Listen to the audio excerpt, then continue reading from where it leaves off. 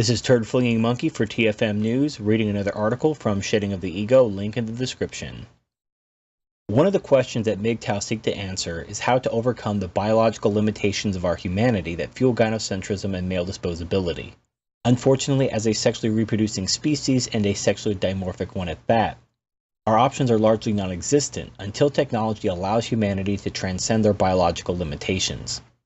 The biggest game changer would be the use of technology to allow humans to reproduce asexually through cloning. One of the problems is that people would still have a sex drive, and have the instinct to reproduce sexually, even if there were asexual alternatives. In answer to this comes the proverbial sex robot, but such technology, especially if we are considering overcoming the uncanny valley and making an android that is convincingly human, is generations away. While women don't have to fear being replaced by robots in terms of sex and reproduction at this time, robots are already replacing them in many of their other capacities, especially in the workplace. An article from The Atlantic called "What Jobs Will the Robots Take?" examined the industries at the highest risk of becoming automated in the future. Manufacturing and office administration are at the top of the list, but there are others as well. The article shows a graph taken from an Oxford paper which compared different industries and their likelihood of being automated in the future.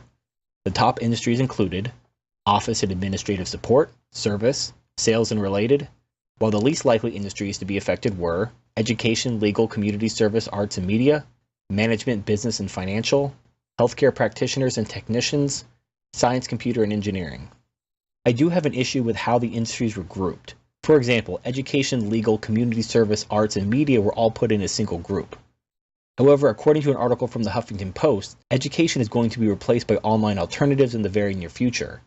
According to the article, quote, "Over the next 2 decades, a perfect storm of factors, including the prohibitive cost of conventional brick-and-mortar education and the need to upskill on the fly in a rapidly changing job environment, will hollow out hundreds of middle-range colleges and universities, leaving nimble, tech-driven online operators on the low end and only the most price-impervious elite brands on the high end."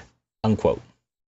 If we remove education as a safe industry, as well as industries that are largely volunteer-based like community service and art, we're left with the following: media, business management and financial, healthcare practitioners and technicians, science, computer, and engineering.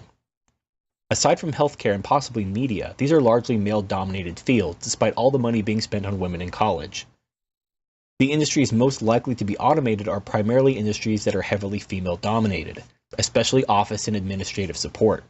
An example of this comes from another article from The Atlantic which details how businesses are using computer algorithms to sort through job applications rather than using traditional hiring managers and human resources, with the additional benefit being that using computers rather than people eliminates in-group biases. Robots can't do everything, but they are particularly apt at replacing low-skilled jobs, and thus female jobs.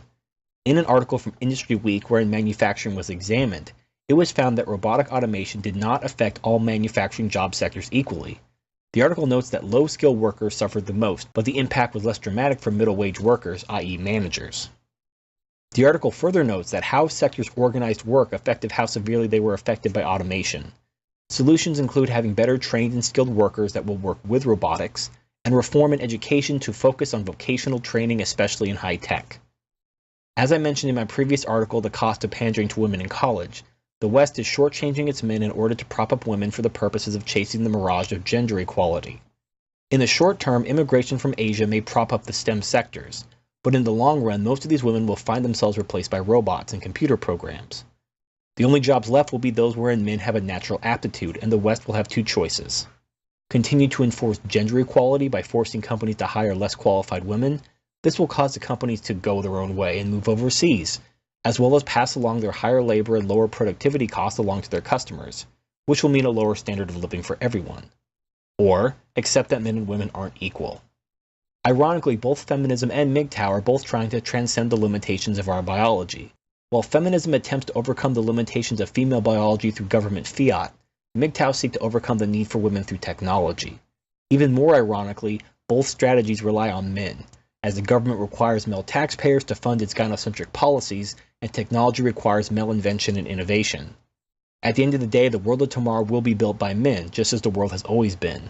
Whether women have a place within that world is still an open question, but I suppose that will depend on men as well. This is Turd Flinging Monkey signing off.